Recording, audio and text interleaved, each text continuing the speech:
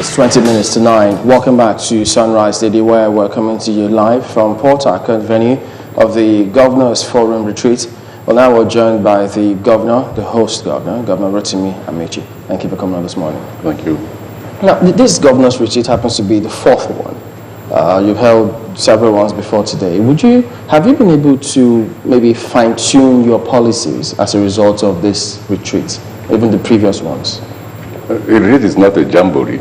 The retreat serves as an opportunity to review what we've done as a forum and also review individual performance of the governors. And everybody seems to want to put forward what policies he thinks will be useful to the country, and other governors will have a look at it. And like you see, we focus on security, focus on education, we focused on poverty reduction. I hardly use the word eradication because you can hardly eradicate poverty. And then we look at what is possible to reduce poverty. For us as a forum, we think that the basic policy that will reduce poverty will be energy, because that will then generate industrialization, which in turn will also reduce insecurity, because we believe that insecurity is poverty. So generally, these are things we look at when we meet. So would there be any suggestion or maybe any need to further amend the laws of this country, because there's that law that exists that you have to generate a certain degree to the national grid, which will then be transmitted to the country? Basically, let us implement what we have first. That's the problem. I happen to have been a legislator, and I know that there are too many laws. Even the bad ones can be implemented. You have to try a law first before you know how bad it is. We agree that the level of federalism that you expect in the country to allow the state to operate may be too low and therefore hampers development. But we also think that we should first and foremost implement the ones that we have. The problem with Nigeria is not law. It is first impunity. When I say impunity, the fact that there are laws and nobody cares about the laws. It's like those days when we used to say that, when I was in the legislative arm of government, when we used to say that when the legislature passes a budget, they don't look at the budget, they just put it into the drawer, close it, and begin to govern with their own private budget that is in their head. Now, you have the same thing as the laws. People don't look at laws. People don't look at the fact that there's a constitution. They don't even know which section of the constitution that empowers them to do what. They just govern. They have power and they manipulate the power. So while I agree that, yes, we should amend these laws to suit the current environment, but let us also try also to implement the ones that are available. But what do you think about the privatization that has happened in that sector? Wonderful idea, but has it provided the solution? It is not because of the fact that there was privatization that we have not achieved anything. It is also the fact that the implementation is not thorough. Do you have the power? Nobody remembers what the president said in 2012, that he was the most abused president. That in 2013, Nigerians will be celebrating on the street, will be celebrating him on the street because of the achievements he would have made on power and everything. Now, we have more darkness than we have power.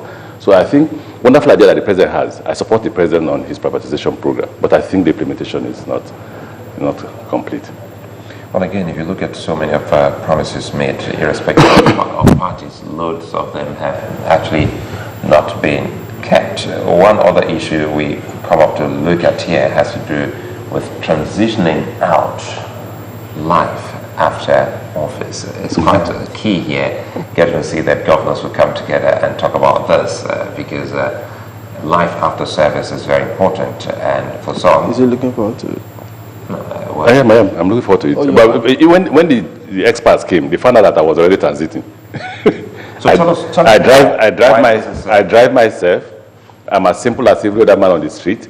I walk on the street. I eat at public restaurants. I don't close down a restaurant because I want to eat. I meet people. I go to public market myself. You can ask my staff. You can ask people in River State. Before, they used to be shocked when they see me driving. Now they are used to it. Our governor just passed with one other car, no siren. By the time they finish interviewing me, they say you're on your way out. But that's what I said from there. But that's not the major thing. They're asking, okay, if you didn't steal, how would you live outside office? And again, if you live a simple life, one room, if you live, what happens why people can't manage, some people can't manage their exit is when you live that very large life. You want to get into a lift, you wait for somebody to press the button for you, and they press the button, you enter the lift, you don't know which floor you're going to, somebody presses the button for you, and then you get there. You find out that the day you leave office and they take away those staff, you even know which floor to press. Where's my PA? You need to live a life where from the day you enter, you do those things for yourself. So that when they go, you won't be looking for, you may be missing them because they're human beings, people you love and all that, but you won't be looking for them because you can provide them themselves. What I would like you to not to understand that, well, you still will have some of those aids because some would be taken care of. We decided to go through some of these issues raised, and it has to do because with the Akwa Ibom state pension law for reviewed law, and we realize it's not only for Akwa Ibom state. So many other states have similar or even much more than what we saw with Akwa Ibom state. So what is it like in River State when it has to do with... You signed one in 2012 yourself. Yesterday, my colleagues and I were laughing at the fact that they say premium times ranked about 3 of us that have the highest. They say myself, Lagos, and is it Kwara they called or something? One of them. There was Kwara as well. They didn't realize that what went in was not what came out. In fact, they wrote that in the case of Rivers, it's one house in Port Harcourt and one house in Abuja and all that. No, what came out was just a building anywhere in the country. We didn't have 100 million for health, no, for medical services. There was no 100 million there. I must have the kind of ailment that would deserve 100 million in a year. And I don't pray for that. I don't pray for that. What do we have? No, if you're ill, the government should take care of you. No, but there's an amount. No figure, no money. That means they can demand 150 million? You can't demand, you go to the hospital and government will pick the bill. So, and first you start with local hospitals. So what if they submit the 150 million? You will not submit, the government will go to the hospital and pay. It's not a matter of you just report that you're ill. We're getting somewhere because I also see similarities there because we have... You don't have 100 million for domestic staff. No. The domestic staff is employed as a civil servant. No. We saw the draft finally when we were in Uyo, in Akwa Ibom State, and we realized that even sounds the same with yours. You don't give the monies to these people. No. There's no money. To the hospital. There is no money. Just like every civil servant currently is taken care of by the River State government if you're ill. It's the same way that ex-governor will submit himself to the government hospital. If the governor is running a program like we're running a free health program, so you don't need to pay. I can walk into Kirsty Harrison Hospital and say I'm ill. They will treat me free, just like they will treat the man on the street free. But we're saying that if it goes beyond that level of management and they need to manage overseas, then that's between the commissioner for health, the governor of the state, and you and the hospital overseas. That's a different thing. So but I pray not to be ill to be flown overseas. So it's not correct, all those publications that there's 3 cars after every 3 years and all of this breakdown. Most of those things were no longer there by the time it came out. No, most of this weren't there anymore. So as I said, what Premier Times would have done was ask for the law.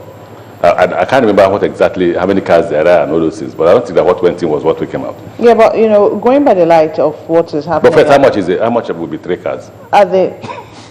It all depends on the kind of car. Exactly. Please, check the kind of cars I drive. I'm not a car person. A Camry is enough for me. Yes, Ma, but you were going to ask something.